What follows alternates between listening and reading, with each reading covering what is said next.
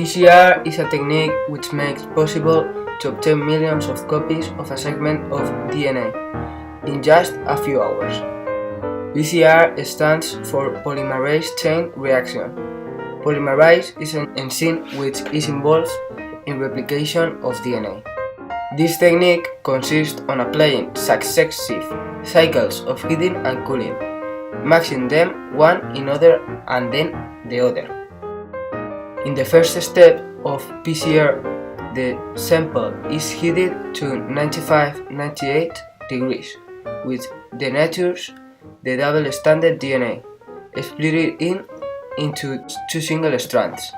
The temperature is decreased to approximately 55, allowing the primers to bind, or anneal, to a specific sequence of DNA at each end of the target sequence, also known as the template.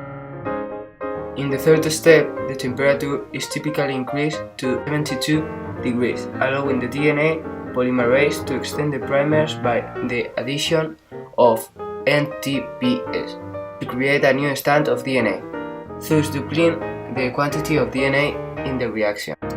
A basic PCR setup requires the following essential components and reagents: template DNA containing the DNA region to be amplified, primers that are complementary to the 5 ends of each of the sense, an antisense stand of the DNA target, Taq polymerase or other thermostable high-fidelity DNA polymerase, deoxyribonucleic triphosphates, which are the building blocks for a newly synthesized DNA strands, buffer solutions to provide a suitable chemical conditions for optimum activity and stability of the DNA polymerase. Divalent cations as magnesium or manganese ions act as a cofactor for Taq polymerase, which increase its polymerase activity.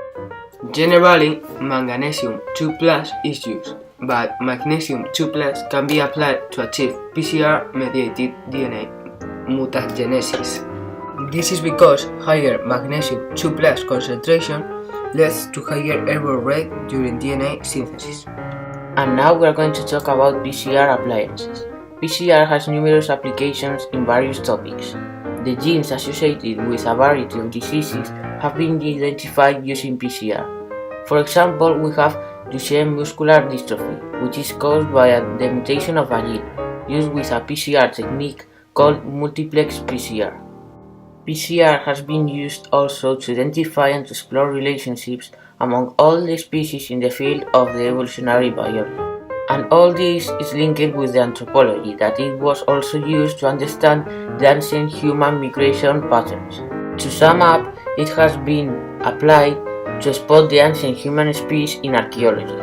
This technique is commonly used by paleontologists to amplify DNA from extinct species or fossils of millions of years ago for studying them. PCR technology facilitates the detection of DNA or RNA of pathogenic organisms and helps to test a range of infectious agents like viruses, bacteria, protozoa, etc.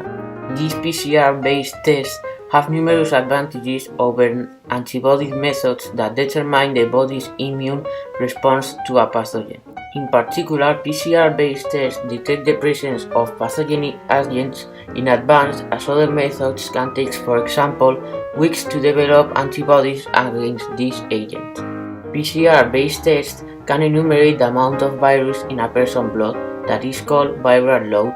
PCR-based tests are available for detecting and quantifying a number of diseases including HIV-1, which causes AIDS, and hepatitis B and C viruses, which might lead to liver cancer, human papillomavirus, which might cause cervical cancer, or chlamydia trachomatis, which might lead to infertility in women.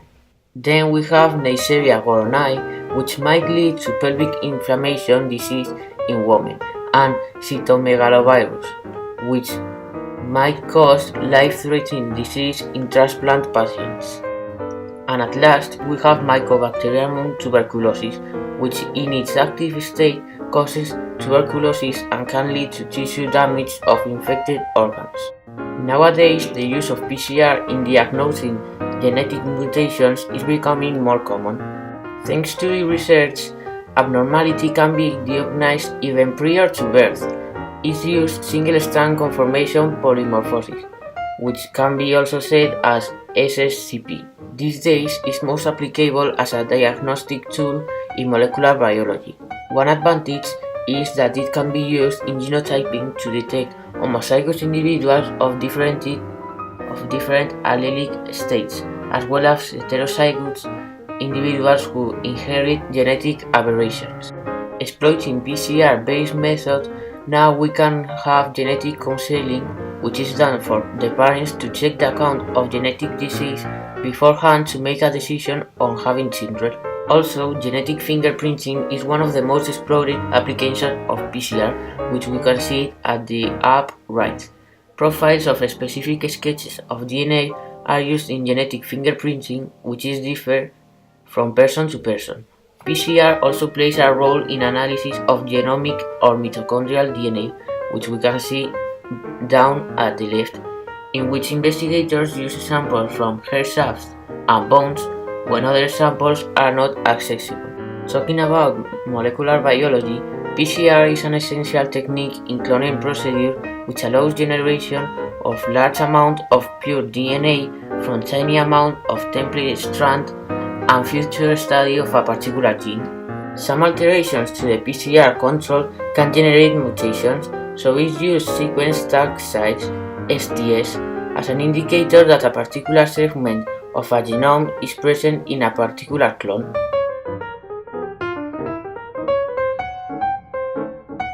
DNA sequencing is the broad body of work that attempts to lay analytical foundations for determining the other specific nucleotides in a sequence of DNA. This phenomenon is relevant to a nuclear of sequences scenario, including large insert, BAC, and phosmide clones, filtered genomic libraries, and macronuclear chromosomes, using chain terminating inhibitors combined with cloning of small fragments of DNA in a single-stranded DNA bacteriophage is described. DNA sequencing reactions all use primer to innate DNA synthesis. A primer is a short synthetic oligonucleotide which is used in many molecular techniques, from PCR to DNA sequencing. Primers are designed to have a sequence which is reverse complement of a region of template or target DNA to which we wish the primer to anneal. This primer will determine the starting point of the sequence being read and the direction of the sequencing reaction.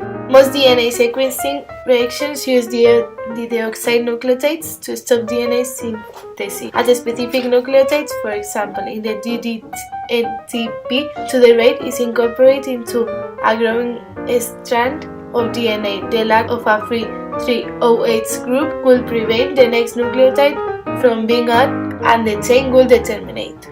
DNA sequencing is already being used extensively for the diagnosis of various diseases, and the future promises to give patients precise personalized treatment developed on the basis of that patient's unique DNA sequence.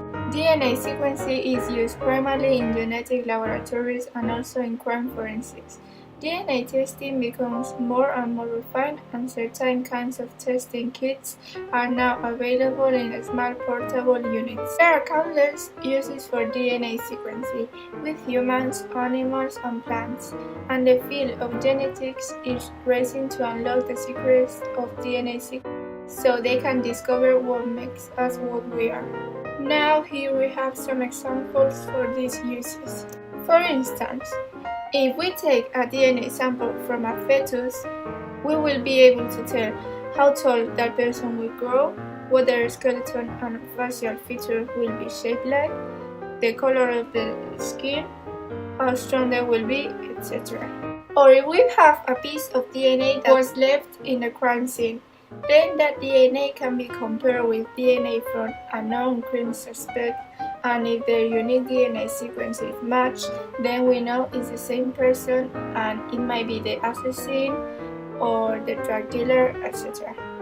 Further, in the field of cream, for example, if we take a piece of DNA from a cream seed that we don't have a substrate to compare it to, the future hope is that we will know so much about DNA sequence that we can actually build a model of that person, complete with accurate facial features, hair color, shape, and actually build an accurate likeness of that person, almost from scratch from DNA. This also can hopefully one day be done for crime victims whose identities are not known. Now, we're talking the role the DNA sequencing has been played in agriculture. The mapping and sequencing of whole genome and microorganisms has allowed agriculturists to make them useful for the crops and food plants. For example, specific genes of bacteria have been used in some food plants to increase their resistance against insects and pests, and as a result, the productivity and nutritional value of the plants increases. These plants can also fulfill the needs of food in poor countries.